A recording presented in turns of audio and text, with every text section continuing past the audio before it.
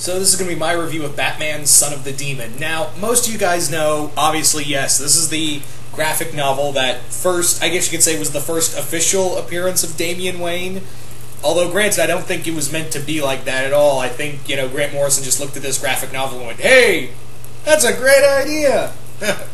So, we now have, we have this story, which admittedly is really good.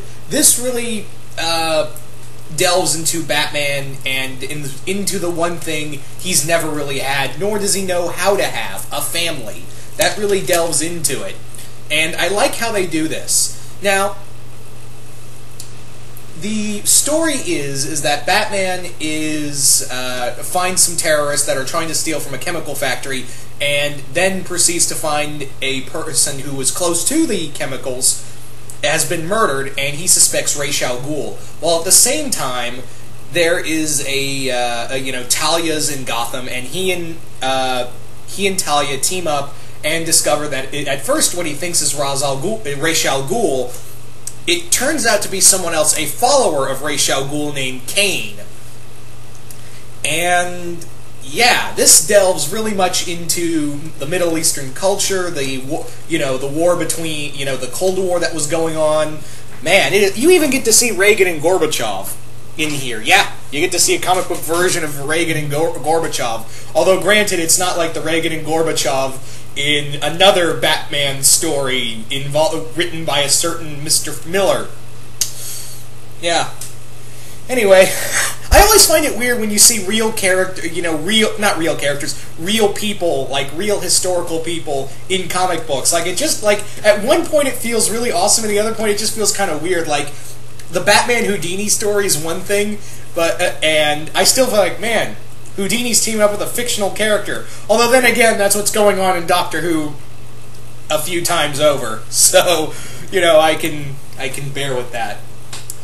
Again, what can I say about, Batman Son of the Demon that hasn't been said? This is a great story, and it makes it even better that I found the original hardcover, not the reprint. I didn't buy the reprint. This is like a legit hardcover of the original story with a foreword by Mark Hamill.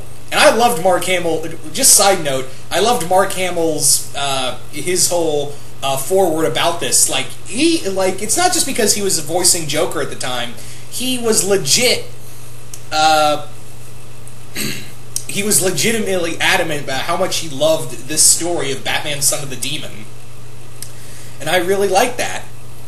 Actually, this was in the 80s, so I think this was before Batman the Batman animated series showed up. So this is actually, I think, now that if I have this right, I think this is right after Return of the Jedi.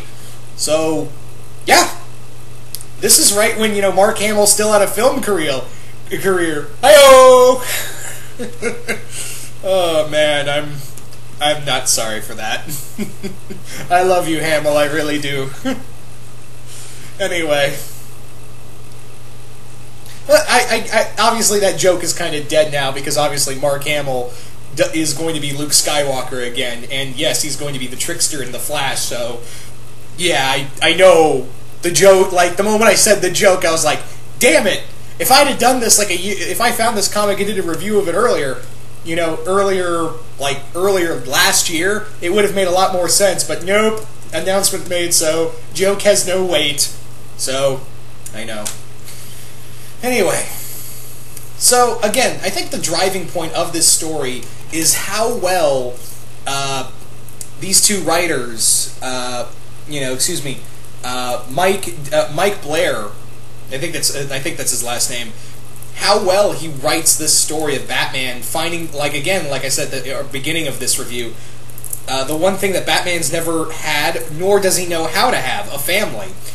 Because he and Talia are officially married in here, and yeah, Ra's is his father-in-law, and he's now, they both have to team up to take on this guy, Kane. Again, a former follower of Ra's al Ghul until the end of until his family was killed in Hiroshima.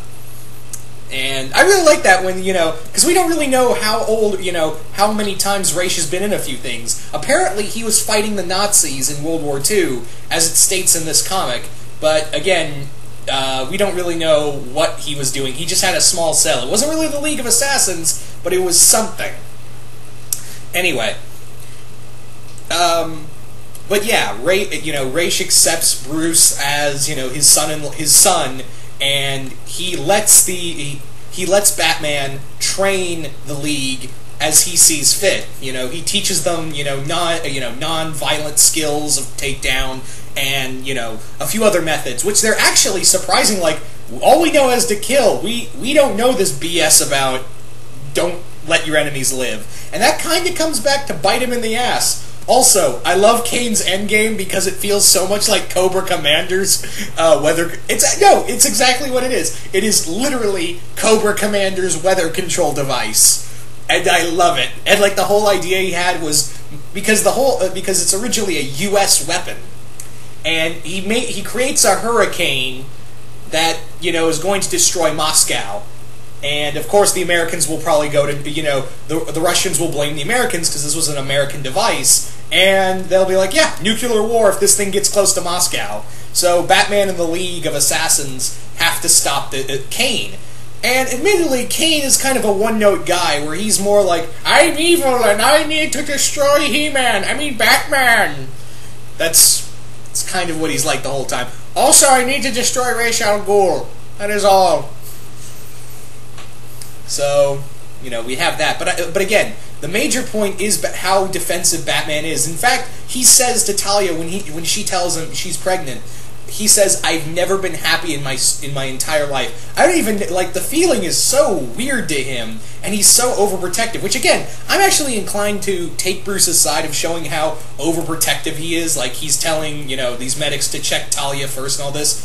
Because, he, like I said, he isn't, he lost his parents at 8 years old, and he's never really had the idea of just settling down, and, being in, he even considers taking control of the League of Assassins, and teaching them how to fight, his way. And Ra's is inclined to let him because, hey, I'm going to be a grandfather, this is going to be awesome. I actually have a bloodline now. Talia, you, and, that kid, which will later be known as Damien, or the annoying dickbag who, by some comic book fans. Anyway, again, not much else I can say about this comic that hasn't been already said. It's beautiful. The artwork's beautiful. It's very retro-esque, very well painted, and Batman, it's always cool to see Batman, be out of Gotham. At the same time, it feels weird to see Batman out of Gotham, but at other points, it's kind of cool. And this does actually feel like a James Bond comic. It really does. Now that I think it really does feel like something out of James Bond, which a lot of, the Dave Michelinie stories are, a lot of the Dave Michelinie era stories were very much like James Bond stories. Hence, Ra's al Ghul was based off of was based off of a few James Bond villains. So yeah, this does feel like a James Bond story, except obviously in costumes. But yeah, if you're a Batman fan, you obviously probably have this. If you don't, I really recommend it. You can find the reprint of this in a lot of bookstores. Yeah, the reprint's still going on. I highly recommend this story. Anyway, once again, hope you all enjoyed this review, and yeah, I'm out.